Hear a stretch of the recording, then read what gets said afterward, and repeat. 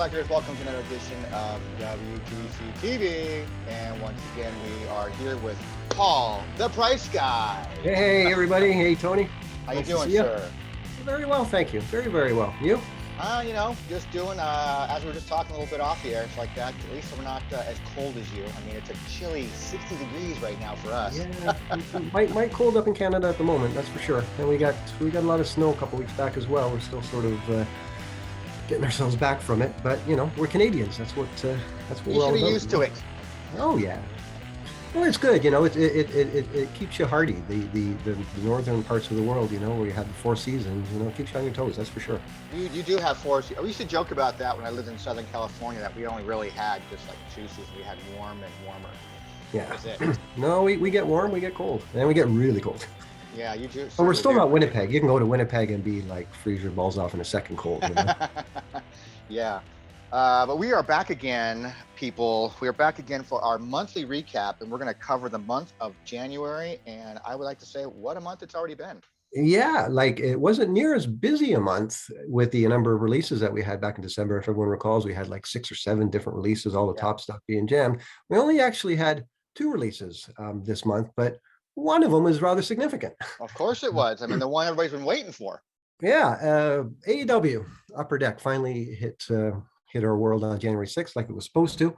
And right away, the fireworks started flying across the board from collectors, from resellers, everyone sort of giving their opinions on value and what's going on. And we're going to talk about that. We'll dissect everything. We've got some prices on hobby boxes to review. We got base set prices to review. So we'll get into the AEW quite a bit because we realize that's what most of you are interested in. I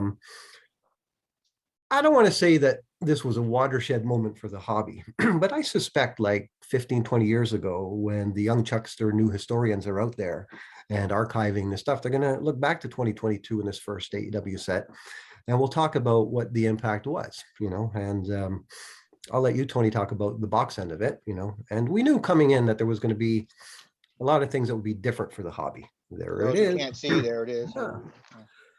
Yeah. There's been a lot of talk about how prices would be different. It would be difficult for super collectors. It could be difficult for completists. And, we're still here. It's not the end of the world. I'll give everyone my personal experiences on it. But why don't we start with you, Tony? What are your first thoughts, and how did it work out for you with you and Zan with the box? I was super excited about getting it first off. So it was like kind of waiting for Christmas to get here, in a sense. It was fun. And when it got here, I was like, can't believe it's here. And I just took that case and just took half of it and sent half it off to Zan, and I got the half. And I couldn't resist opening boxes, so I'm sitting on several sealed boxes, sold a couple and opened a few. So I opened it up right away. My wife helped me open a box too, and it was fun. I generally like the design. Like, you like the product itself? I like the product itself. I think it's very cool. One thing I did notice a lot about the product, though, a lot of, what would you call them? Not printing errors, but maybe some, for instance, this Kenny Omega one, which is, what do you call it? The Pyro parallel, basically, right? It has somewhere right in here, it has this like a ding, almost as if it got, pressed on during packaging. And just your one, or do you think they're all that way? I have other issues and other cards too, where it's just some surface issues where it's scratching. So I'm interested in the long run seeing what people who are setting this stuff in to get graded. I like to see what kind of come back on this, because I think this is going to be very condition sensitive. Yep. But that's if you're into grading and you care about that kind of thing. But as a design, I love it. I think it's a really cool looking product for a flagship product and a first release. I like the design. I think the pyros and the dynamites are just fantastic looking. I love that whole shimmer. Yeah.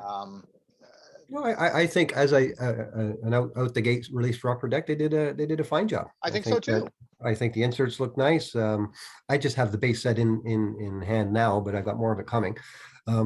Let's talk about what you said about opening boxes versus not opening boxes, because that seems to frame a lot of the discussion. A lot of people, and we'll talk about the price of the boxes, where they started, how they ran up, but basically now they're about $250 a box now, roughly, and we'll get into the nickels and dimes of it. And a lot of resellers now are sitting on the fence to whether they open it or not, because a lot of people are upside down when they open their boxes. Yeah. So the question is that with the box price rising, does it make sense to sit on them and see where that goes? or do you try and open it up? And then the question is that what are you trying to get out of your boxes? Because it's difficult, as we've discussed the other day, to make a lot of the insert sets. You need, the base sets. It's difficult to put all that stuff together. And It for took my me three. It took me 3 boxes before I completed a base set. right now, for me, who buys every release that comes out, for me, this is just another release. I mean, it was exciting and all, but Sure. as soon as I saw the prices, I took a step back and I said, okay, I'm going to wait on the sidelines because there's definitely some uncertainty going on here. Mhm. There's definitely some, new people in the hobby that don't, that are pricing things different. Like base sets were coming out at 100, and then the same seller would have it go up to 120, then 140, kind of like a roller coaster thing. The way it was going with the boxes when they were first announced through Dave and Mhm. Adam and Steel City.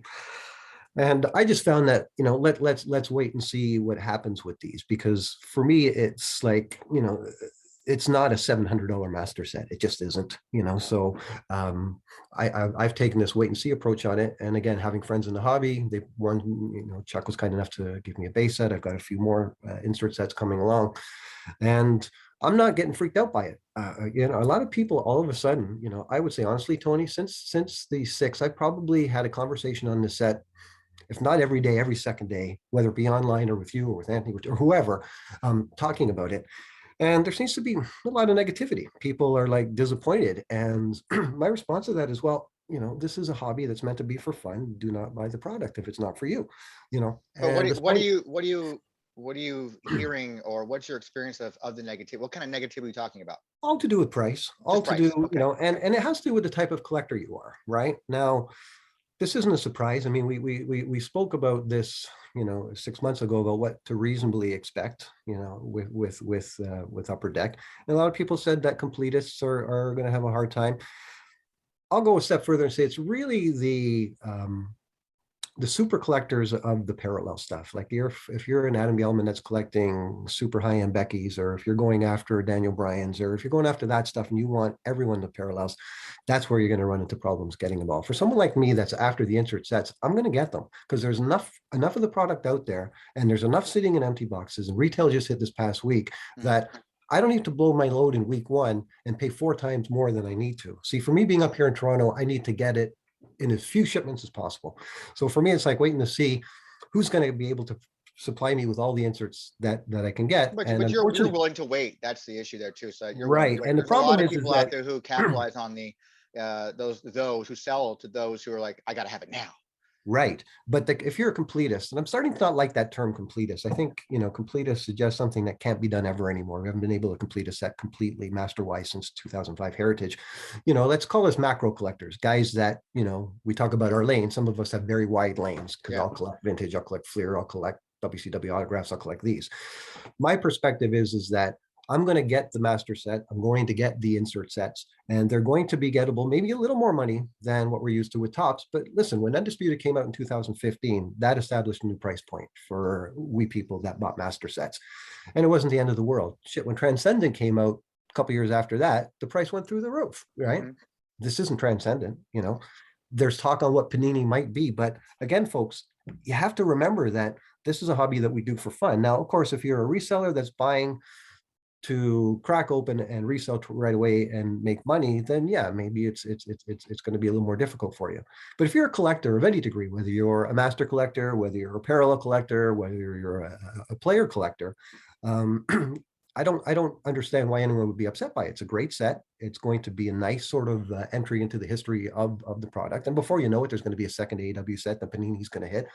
So for me, it was a bit strange that there was any negativity. I mean, for me, it's all good. And if a product costs a little more than what I'd like, well, I have the option always. Yeah. I mean, that's going to be the market going forward, I think, anyways. I think we've been talking about this for many, many months, that Yes, the hobby itself is changing, it's evolving, and right. you either have to change your mindset, change your approach, or you can walk away, I guess. We don't want you to Precisely. walk away. We'd love to have you, still be, part of the hobby. I never want to see somebody walk away from No, wrestling well, cards. I'll walk away from the hobby, Yeah. but maybe But your mindset has to change. Your approach has to be a little different then. You have to be, maybe you can't go after and collect every card you thought you could collect before. Maybe no. you can be No, happy. a case in point, I think those Wednesday night cards in particular, that inset set is very, very difficult to complete. So I suspect that I'm not going to be getting that, but I'm going to sleep like a baby tonight just the same, knowing that I have the few that I have.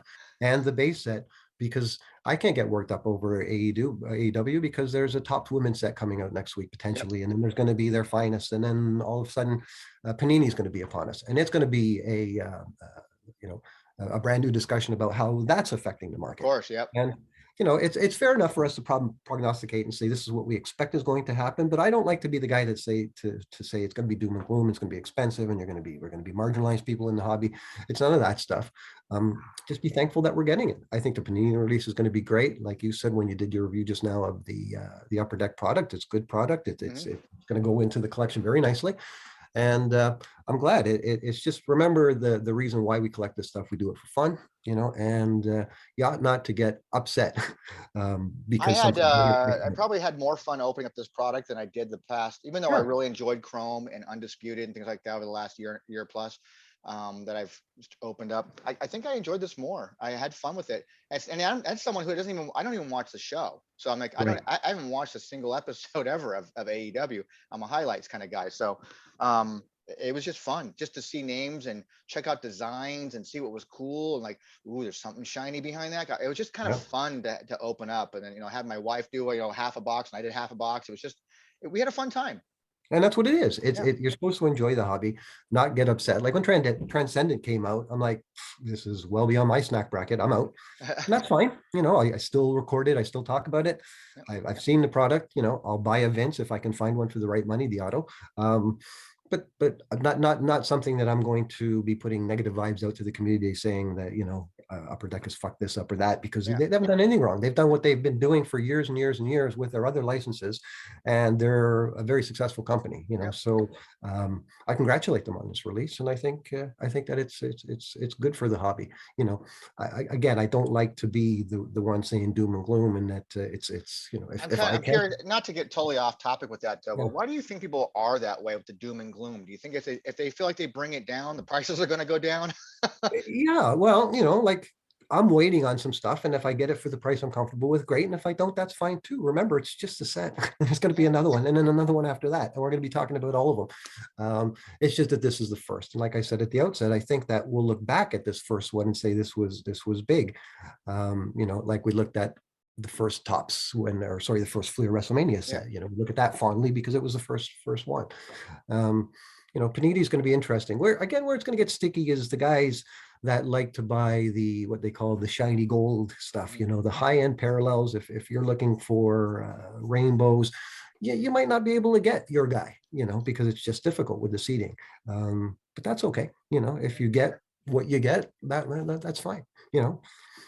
Yeah, overall, I'm very pleased with the product. So the naysayers can say whatever they like because they say it's overpriced and that whatever. I mean, that might have some truth to it to some degree if you want to start doing the number crunches on it. But overall, as a product, I think it's a very good first I agree. release, and I can't wait for the next one actually. So yeah, me too. Good for the hobby. Let's talk about that price, because we do our monthly index, and what I've done, we've changed it going forward for this year. We've added the AEW hobby box. Yep. And we're going to look at that every month. We're going to start with that. We're going to start today with the AEW hobby box. We're going to look at it next time. We're going to use that hobby box as a sort of indicator of where things are going. And then I'm going to look at the AEW base set. And then what we also did was we got rid of some of those other cards that we were talking about before, and we added the 82 All-Stars Hulk Hogan, only because that card generally comes up every month, and we want to track its progress as a raw card as compared to the 85 Tops Hulk, which is one we'll continue to do. And then we're going to continue with the Impel base set, just because it's a bit of a favorite one of ours, and the Fleer Royal Rumble. And that's what we're going to look at, I think, this year going forward. But on this AEW hobby box, it very clearly coalesced in the last 10 days. Now, obviously, these things are selling every day, so it's not for the entire month of January, but from this moment going back, the last 9 sales comes out to almost exactly $250.16.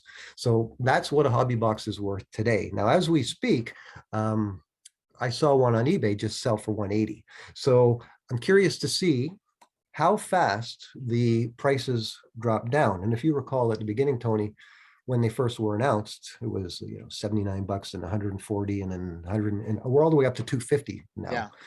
Have we ever seen that before on a box on a in wrestling? I don't think so, but obviously other sports it happens quite often, I think, but not in wrestling. that the I mean, box goes up. By the time it hits the market, it's 3 times as high as what yeah, it was before. I can't think of another wrestling product off the top of my head. Maybe was Undisputed like that? This past Undisputed went up in value like big Again, I time. don't buy boxes, so I don't know. So So I don't yeah, follow, that'd be I a don't good follow Zan the price. question when we Zan, when you watch or listen to this, make sure you comment about that. Yeah, Zan, let Um, us know about boxes in general. Does that happen whereby I wouldn't know, but it seemed like people were pretty freaked out about the cost of the boxes during the pre-sale period, yep. and they escalated up pretty high, and people were sort of snagging them as they could. But now they've gone up higher, and I think that speaks to the notion of people not opening them. Because if Yeah. all of a sudden it's $250 and this becomes a $300 box next month, then you're smart not to. But my question is how long does that last? Until the next set comes out, or is this going to be something that's going to be a phenomenon like Impels, for example? There's always going to be AEW boxes around because people don't want to open them. Maybe. But this is also, this has that inaugural release that's always going to be attached to it. Obviously, it's the first. Every card in the back says first edition. So Right. I think that's going to hold some value to it over the time. And I do think these box prices are going to probably, I think by next year, I wouldn't be surprised if they're $500 boxes.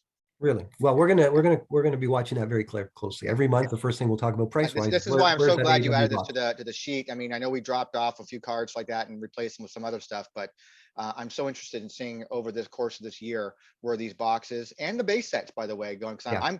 I'm currently gobbling up all the singles I can from people who want to just dump their singles, just so I can try to coil and make base sets. Well, it's as we speak, it's a $75 base set now. I ended up with the last 9 sales from this moment.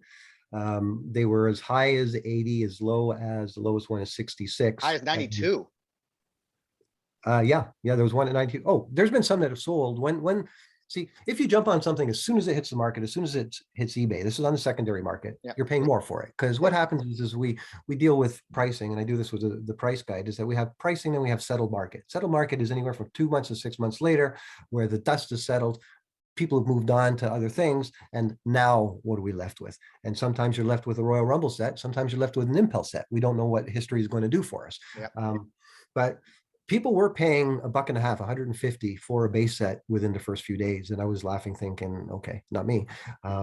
Now they're down to the average $76.44. And I can tell you that I saw a base set trade yesterday morning, or it was on its way to trading, and it's going to land closer to $60. So that's another one to watch too. I believe it's going to come down to a $40 or $50 base set. I can't speak to the parallels. I can't speak even to the inserts, because like the top rope inserts and those Yeah, we keep those out of the equation here. We're just talking strictly base set.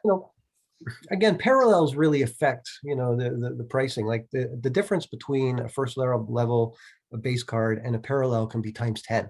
And that's a big difference for us. But it's a $76 set now. I don't know that it's going to hold that. I don't think so. I think it's going to be more of a $50, $40 base, which is still high, by the way. You're going to see this price drop now that retail's hit.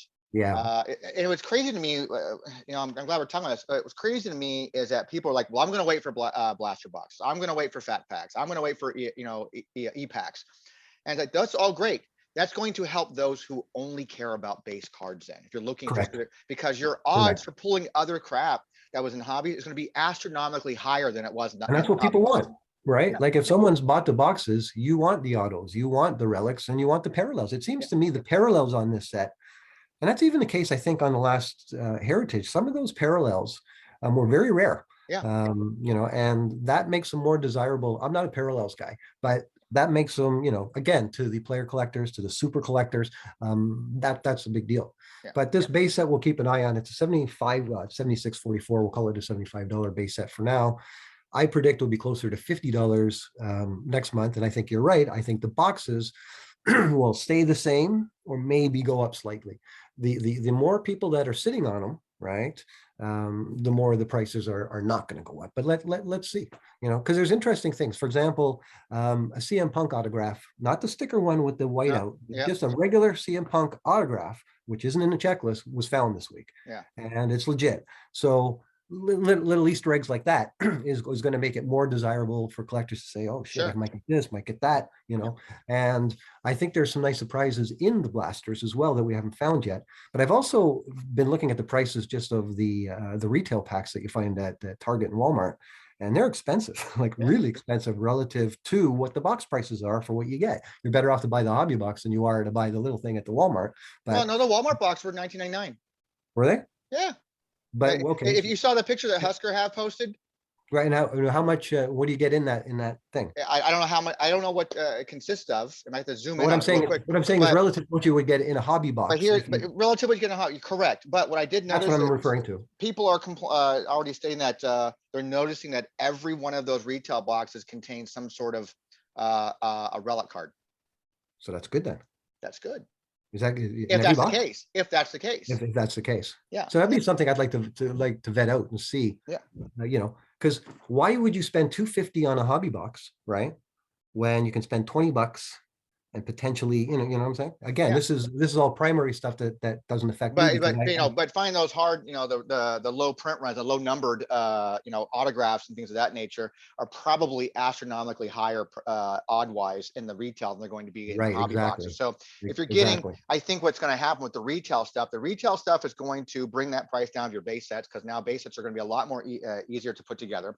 It's also going to start bringing, if it's true that you're going to get one relic card per box and some like one certain kind of parallel, maybe a pyro or something like that per box, it's going to bring those values down because they're more common and easy to come by. So if you're into collecting because you're looking for base cards and you have a certain player or wrestler you like and you want just to collect all you can of that particular wrestler, obviously retail is the way to go. Yeah, it seems, huh? Yeah. So I'm happy no matter what all the way around. Like if I even found a box of anything wrestling related in my Target or Walmart, I'd probably lose my shit anyway. So Now, because just it's for the never there. record, none of that stuff exists up here. I did a check. Yeah. I went the other day and I went to 3 different Walmarts just to see what was there. And there's no wrestling product whatsoever. I took no my top. kid to the Walmart with me yesterday, as a little side trip to get some donuts.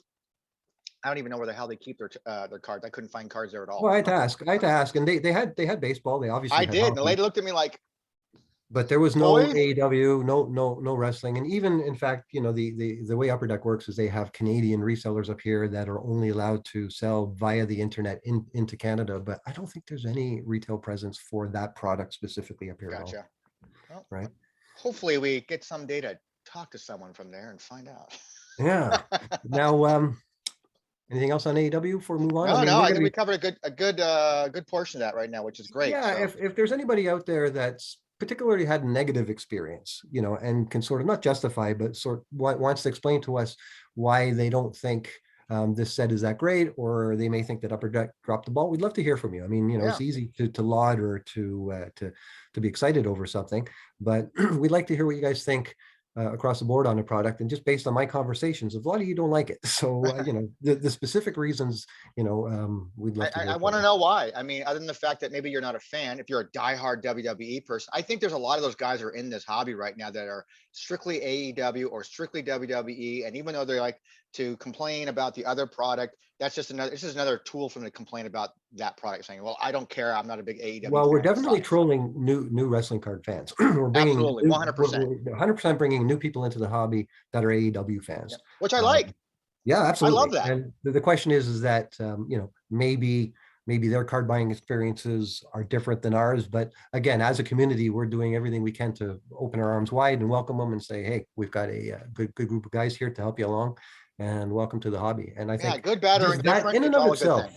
Yeah, exactly. Good, bad, or indifferent. It's a good thing because it just puts more eyes on the product, and we want that spotlight on our little niche in the hobby. It's like that to be as wide as possible, really. And we've spoken many times about how AEW themselves are doing a fantastic job 100%. On their flagship shows, advertising the trading cards to the point where Jim Ross breaks commentary about the match and starts talking about trading cards as a kid. And that happened the other day. I'm like, I said to the wife, I said, see that? They're talking about trading cards on AEW. And she said, so? I said, yeah, that doesn't happen. That's why it doesn't happen. She's like, so what? Yeah. She's like, why did I marry you? Yeah, exactly. Okay, so let's carry on with prices. Like I said, we've covered AEW. We talked about the Hobby Box 250. We'll look at that next month and see if it's up or down from there. We talked about base sets coalescing this month at around $75, and I expect that that's going to drop. You know, with you saying that you're collecting as many base cards as you can, guys like Anthony doing the same. Not difficult to put the base card together if you really want to go out there and do it. And I don't think you need to be spending $150 to do it. No. You know, let's see. All right, so let's go on to Hulk Hogan, the 82 All-Stars Hogan card, which is the sort of holy grail in our hobby, and sort of the card. We've never sort of looked at it month to month. We've just did the tops, and I thought, well, we should put the All-Stars in. But remember, we're only talking raw cards. When we get into graded, and we'll talk about our biggest sales, and of course, there is a Hogan there graded. It's difficult to sort of do a month-to-month comparison on stuff that's graded because, you know, if you're PSA, it's a huge difference than if you're Beckett, and then of course if you're a 9, it's a huge difference if you're an 8. So on the ungraded raw Hogan cards, we had 4 sales: 1,100, 1,330, 900, and 750. That averaged to about 1,020, so call it $1,000. But for all intents and purposes, we can declare that a raw Hogan All-Stars is worth around $1,000. Agreed? Agreed. Right. And when we go to the 1985 Hulk Hogan card, we dropped a little bit from last December. That was roughly about a $50 card, and it slipped down to about 45. I mean, not way off, but not way off. You know, but that gives you an idea of how much more valuable that rookie, if I'm allowed to call that a rookie, 82 All-Stars is. And we're talking about card number 1, not number 16, correct? Right. Yeah, that's right. Right. There is a difference, by the way. Yeah, there is. Card ones go for a lot more than 16s. Yeah. Right. And we're talking about tops. OPGs go for more. Scanlons go for way more. Yep. Very difficult to find Scanlons in good condition, as you know. Yep. Okay, so let's go to your set that you're cranking out of your storage room still, the 1991. New year, same jokes. Yeah, say I know. Yeah, we're not going to stop on that. Oh, you know what? They've gone up. Because if you recall, for pretty much the duration of last year, it was a $15 set. And lo and behold, in January of 2022, we've gone up to $25.57. And in fact, we had one guy pay $40 and one guy paid $30. Yeah. Maybe some new AEW guys that don't know better, huh? Maybe, you know, it could be the fact that I didn't print as much this last month. Yeah, you didn't go to the storage room. Yeah, you know, the holidays, you know, wore me out. Yeah, that's it. And then 2020 Rumble set. It's still holding true, man. Still teetering that $200 price point on, you know, a little bit 195 right now, according to your records, but it's still keeping on average somewhere in that $200 price about range. $200. Yeah. I guess we should talk about the other stuff that happened this month outside of AEW. The other set that came out was 2021 Undisputed, and these are the last runs of the top sets before the license goes over to Panini. Typical Undisputed set has a nice set of those Rob Schamberger art cards that I quite like. He does some great exactly. Graphs. Yeah, I had some of that stuff. So what else happened this past month? I mean, you and Adam did a talk on the Fanatics. that was announced right at the beginning of the year. Fanatics has bought back tops. That's an interesting business case where a company comes along, steals your major customers, eventually bankrupts you, then comes back and buys you. You know, it says, here, we're throwing out this life raft to you. Yeah, it's like I cheated on you, but I want you back. Yeah. Well, I'd like to get into the numbers of that eventually, and you and Adam did a wonderful job as it happened, talking about the implication of what it's going to be. Now, for we wrestling card collectors, it doesn't have as much impact because obviously Topps isn't doing wrestling anymore. You only have Upper Deck and Panini. But the fact that Topps isn't gone completely, that they're going to be in business still, doing. Well, we never suspected they were going to go away. They were. Well, there's a possibility of it. They were ripe for the picking for someone to come and pick them up, whether it been you know, Fanatic or another card company, right, whoever. Just to get their licenses, right? They still had some strong licenses. You know, they still had their titles, their heritages and their chromes and things like that. But they also have their legacy of names too. But they still had some strong licenses with, like I said, Star Wars and Disney and things like that. Exactly. And let me plant this thought in your head and to everybody else. There was a time where Topps was in the wrestling card business. They put out some WCW stuff and then they went away. Mm-hmm. Fleer came and we had a good run with them, and then Fleer disappeared and Topps came back. Yep. Don't count Topps out of the wrestling card business just because they're not with WWE and they're not with AEW. That doesn't mean that A, they might get it back one day, or B, a third wrestling company might turn up one day of a certain size, you know. You never know. Grow to a point, you know, the way TriStar maybe take an Impact license. Maybe they take Correct. an NWA license. Who The knows? fact that Topps is still in business, Yeah. it was just newsworthy to me. Not so much, Yeah. well, it was certainly interesting that Fanatics themselves bought them, but the fact that they're going to continue was important. Yeah, that, I mean, it made sense across the board for everything, from also from a company standpoint of like, we're getting in the card business. What do we do? Well, let's just buy them because they already make either you pay for the infrastructure and pay a lot of money to do it that way and start your own, or already buy an infrastructure that's already put in place. And that's what they chose. And I think that was the And wise thing to do. makes more sense, probably Makes more from a sense. bottom line point of view. It's just an interesting study how all of a sudden one day You're buying a Major history. League Baseball, got blindsided, and the company that stole that client from you, Yeah. and just purchased you. But now that's they're big making business. baseball again. They're still making Yeah, baseball. exactly. But that's big business. It's a mergers And on and top of acquisitions that, they're can picking happen up, all they're the gonna time. pick up the NBA license. They're picking up, they Yep. get all that stuff that they had. Exactly. So, Do you want to go to wrestling card sales of the month, or talk about yes, some other stuff that let's happened go. this Let's past do month? wrestling card sales for the month. I mean, there's so much that there was stuff that happened in January, but it was all kind of big stuff with the release, with Fanatics, Yeah. some card releases, some leftover stuff coming out from Topps, as we said. So, I mean, those were big things, but we've covered them pretty well, I think. And so, yeah, let's go to sales. Yeah. So let's go to sales. And for those that have never seen this before, what we do is we pick top 10 sales, not necessarily all of the top 10, but we're looking for cards generally that are trading over $1,000. And we're looking at, the tips of the icebergs. So when a Drake Magruder pays almost 10 grand for Vince McMahon, that's what we're after. We're interested in finding out what the big numbers were. We're pretty much assured that a Hulk Hogan All-Stars graded is going to sell every month and likely be at the top of our list.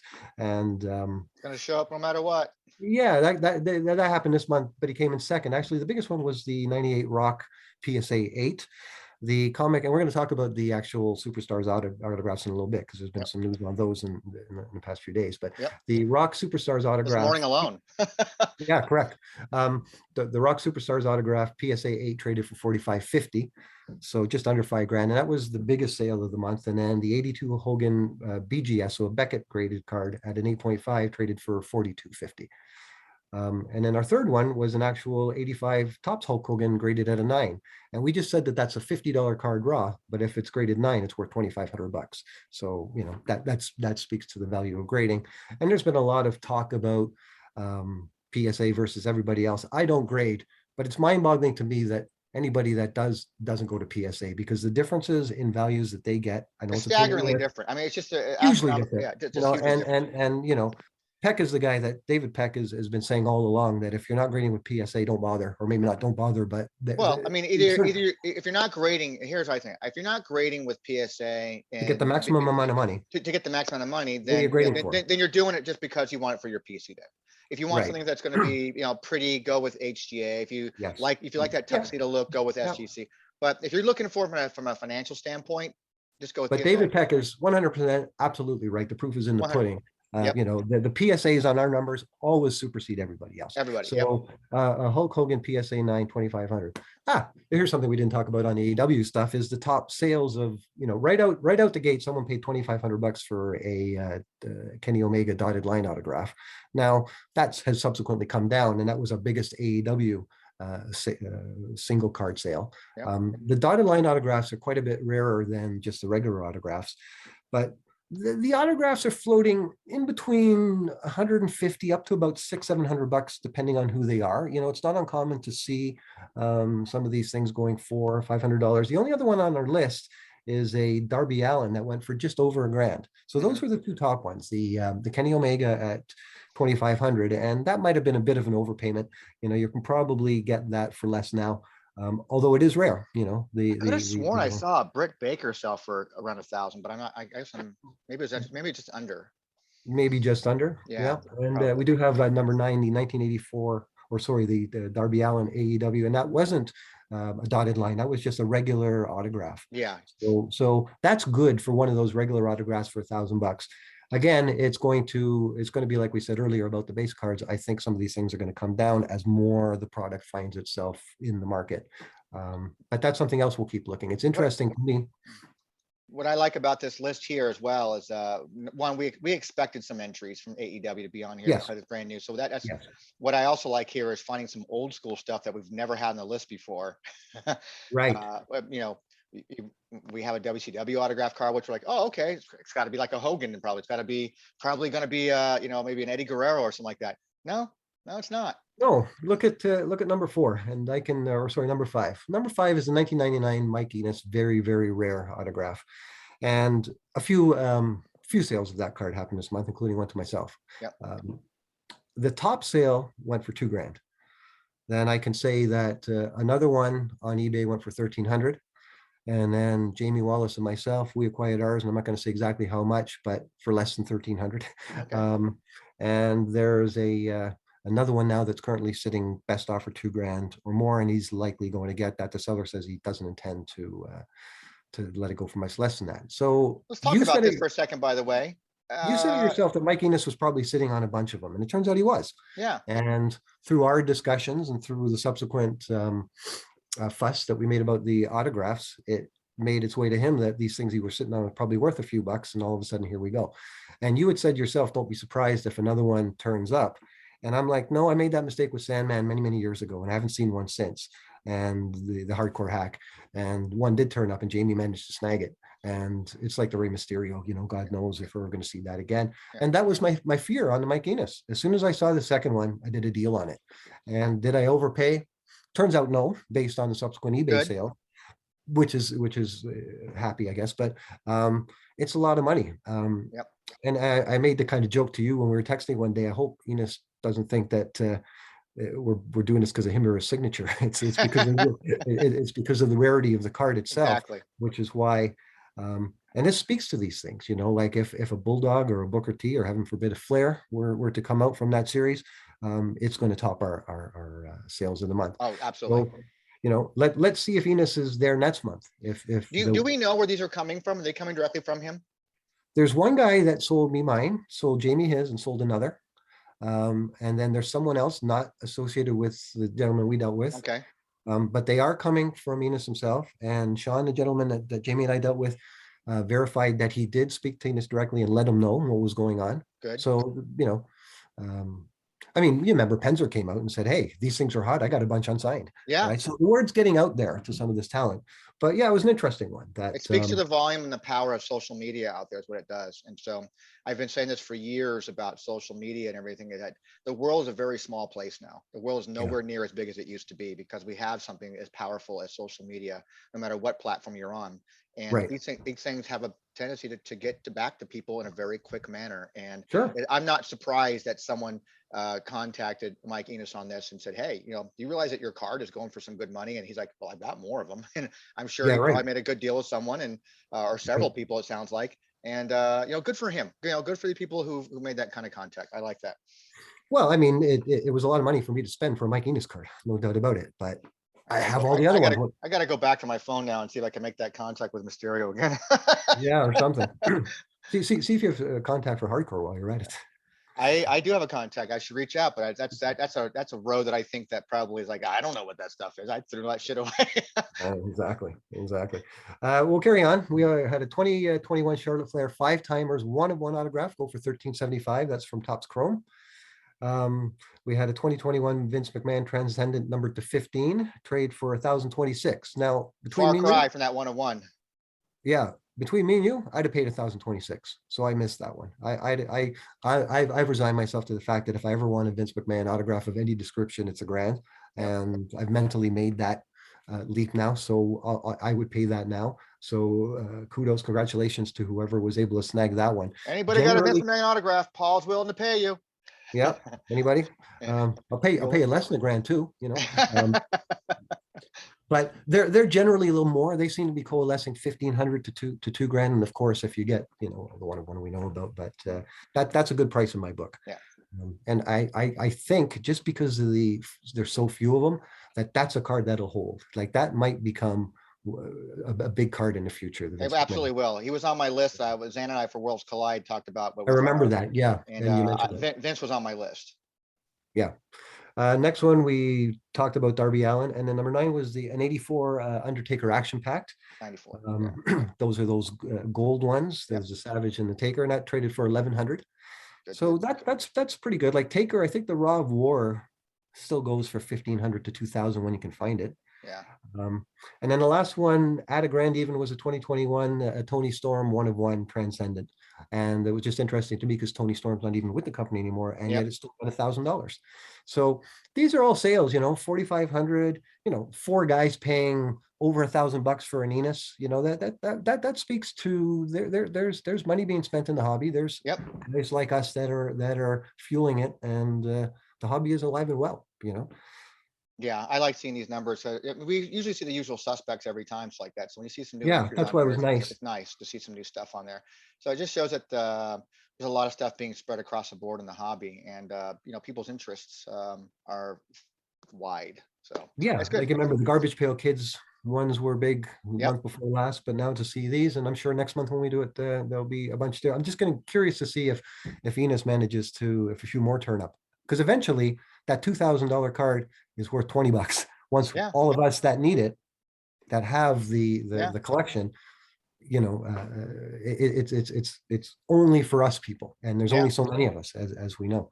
I'm hoping So that you have one and Jamie has one. I'm hoping Wes gets one at some point. Oh, he already yeah. has one, right? Well, I DM'd them as soon as I saw them. Oh, I said, Wes, they're up, they're coming. So, yeah. I don't know if he got one or not. Yeah. Now, there are other guys that I believe, and we talked about doing a segment with Wes and Jamie down the way, that also have the complete Yeah. 107 or 108 or 106 or whatever we're calling it. And there's someone in Australia that's buying a lot of this stuff, and may Apparently. even have a Bulldog and a Booker T from what I've been told. So this, this is a good segue to get into the comic images stuff. Yeah.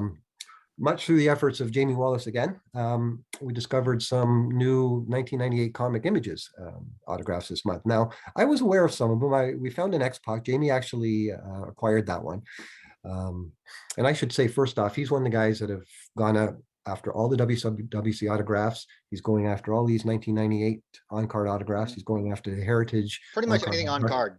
Yeah, so I'd like to say that the young lad is following my footsteps. Although he's whipping past me real quick. Yeah.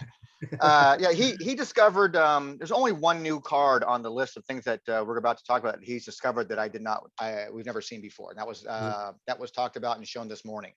The Farouk one, knew about it. Undertaker, knew about it. X-Pac, knew about it. Have images for all those things. But Ken Shamrock and Mark Henry, you didn't know about. Mark Henry also knew about it. He's also on the list. Did you see? I didn't know about Mark Henry. Now Ken Shamrock did not know. Me neither. Now, where I was on that, and this goes back to Grimm. Grimm had told me about the Undertaker. Yep. But I had an image for it. I shared my image of the Undertaker one with Jamie when he showed me his image of the Undertaker one. I have. So then I might have seen that a long time ago. I definitely, when I saw Jamie's X-Pac card, I recognized that card. Yeah. When Jamie Stalker in the UK had the unsigned Farouk, I wasn't aware of that one either. So I snapped that one up pretty quickly. And you said you might be meeting Ron Simmons, so yeah, if we can make that happen, that'd be wonderful. Definitely happen. Yeah, this is interesting that all of a sudden, much like the WCW autographs, these unreleased, unofficial, if you will, autographs are turning up, and they're real cards. They're real cards. You had a relationship with Comic Images. We're gonna. I mean, eventually, I'm gonna do an episode where we talk strictly about the Comic Images years and just maybe even break those sets down individually. But for that '98 Comic Images duo cards release, the intention was to have 20 signers for that set. Okay, right. That is what was told to me directly from the president, Alan Gordon, and also from the lead editor, which was Ron Ferrari, discussing that the goal was to have 20. They only received 11 signers back. So there's 9 out there. So there's 9 out there floating around. We know of now, there's an Undertaker, there's a Mark Henry, there's a Farouk, there's a Ken Shamrock, there's an X-Pac, there's whoever else. I mean, we know what 5 or 6 of them that are now. I've got an animal. And there's an animal. There you go. Good. There's an animal. So there's 6. So that puts us up to what, 17? Yeah. So we're missing. There's 3 names we're missing. Who are they? Don't know.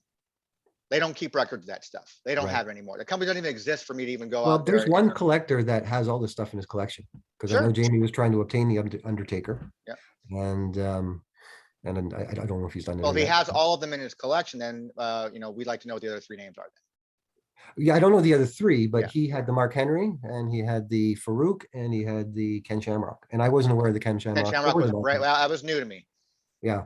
Because Yeah. So when it, I well, had that's asked them originally back in the day, and I asked them about what the names were, like, I don't know. I'm like, well, so far I've been able to validate there's an Undertaker, because Undertaker was the first one that I first saw back in like the early 2000s.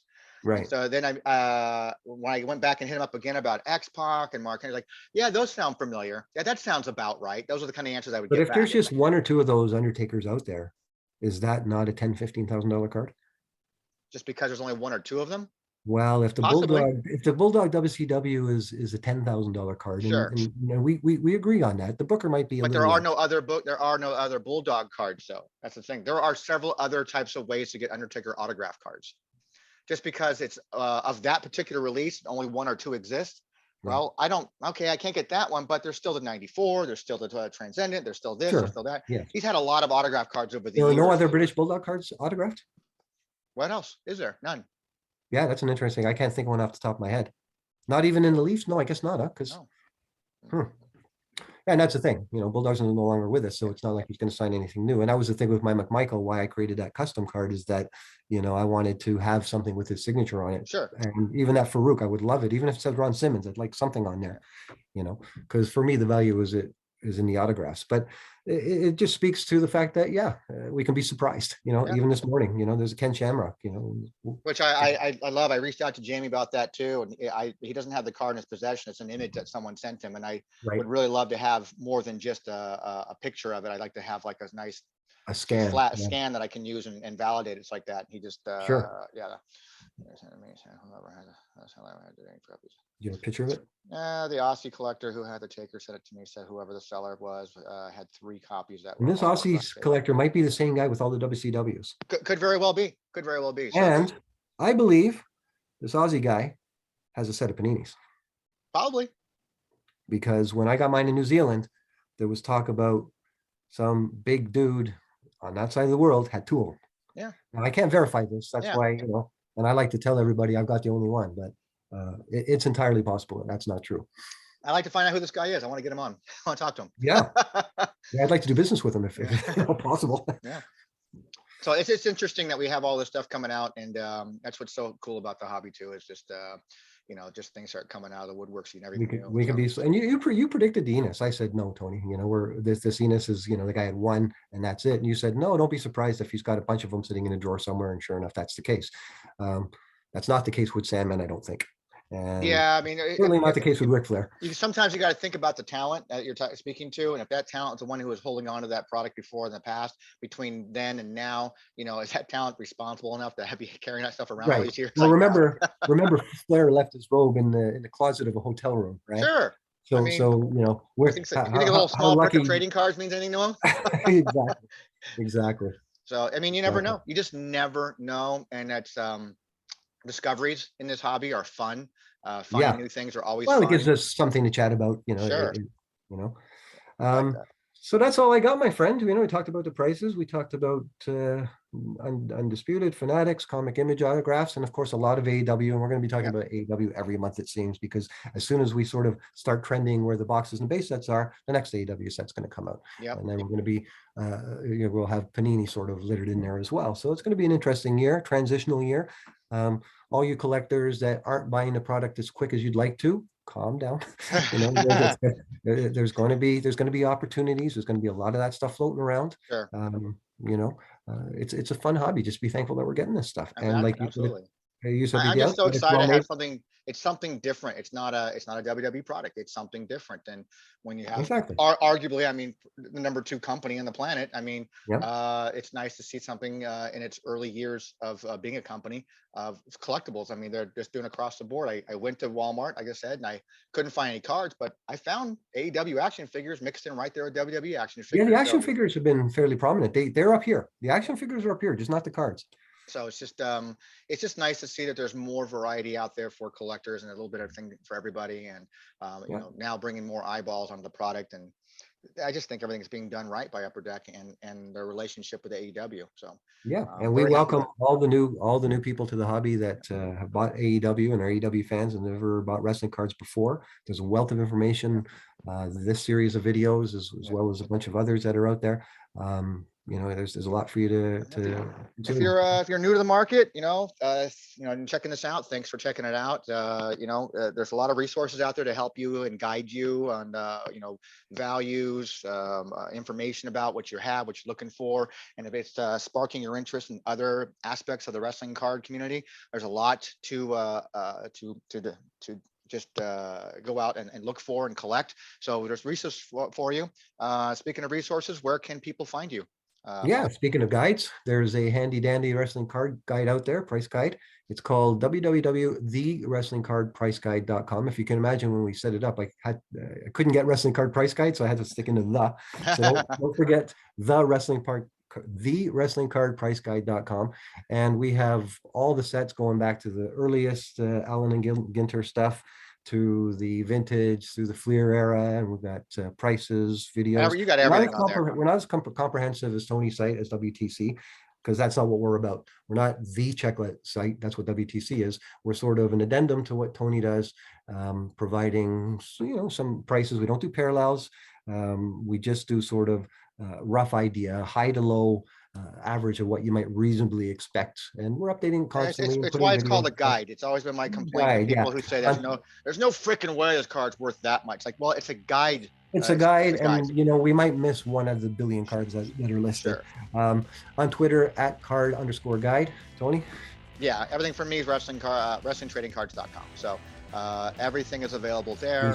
Social media is all right there on the bottom of every single page. Yeah. So, and I'm proud to be a part of WTC. I'm proud to be a part of the Wrestling Price Guide. Constantly working with Chuck on updating stuff and making sure that stuff is going to Tony, going to the Price Guide, and making sure that the hobby, we've always got the hobby first and foremost in my mind. As collectors, what do we want to see? Let's just put that out there for everybody else. So, anybody watching, please, it's your first time watching, thank you for watching or listening, because we do audio versions of this as well. So subscribe, like, share, comment. There's a lot of new people in this hobby, so we're here to help you. We're here to help you. Message Paul if you have a pricing question, or you have a general card question. Send a message to us as well if you have a card question. We'll direct you in the right place if we don't know the answer. So with that, I say thank you for another successful month, sir. Awesome. Thank you, sir. All right. And until next time, we are out.